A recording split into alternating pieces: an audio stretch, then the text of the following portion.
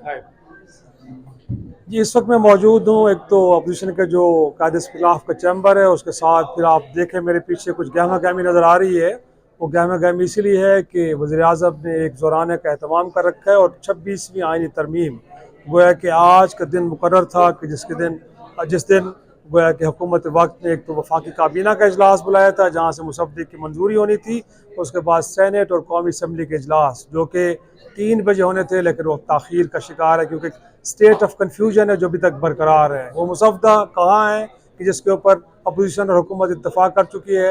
आज कमेटी का जो खुसूसी कमेटी का इजलास था वो भी बेनतीजा ख़त्म हो गया, हुआ कि वो भी कल तक चला गया। और मौलाना साहब की कल जो जाती उम्रा में मुलाकात थी हुकूमती अकाबरीन के साथ, वो भी बेनतीजा साबित हुई। और मौलाना साहब आज बैठेंगे अपने पार्टी अकाबरीन के साथ शाम 5 बजे। उसके बाद शायद चीज़ें आगे बढ़ें, लेकिन जो बुनियादी नुकात हैं उसके ऊपर अभी तक इख्तलाफ मौजूद है। गोया कि मौलाना साहब ये चाहते हैं कि कॉन्स्टिट्यूशनल बेंच बने, आइनी अदालत नहीं बननी चाहिए।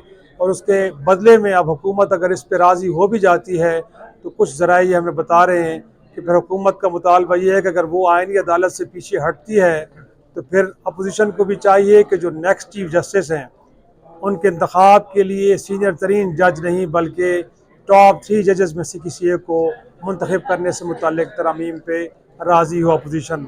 अब इस मामले पे लेदे हो रही है। अब देखना यह है कि वक्त बड़ी तेज़ी से गुजर रहा है और यही वजह है कि कल शंघाई ताउन तंजीम के इजलास के फ़ौरन बाद प्राइम मिनिस्टर भागे भागे गए लाहौर ताकि इन सारे मामला को तय किया जाए।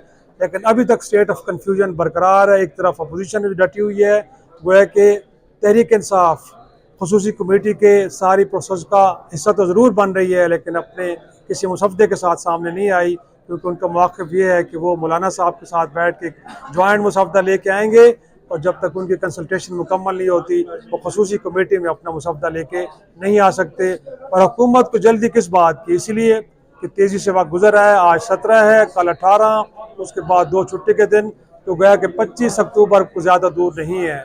और 25 अक्टूबर तक अगर ये तरमीम नहीं होती तो फिर लामहला तौर पर हुकूमत को 24 अक्टूबर को चीफ मंसूर अली शाह साहब को बतौर चीफ जस्टिस अनाउंस करना पड़ेगा, नोटिफाई करना पड़ेगा।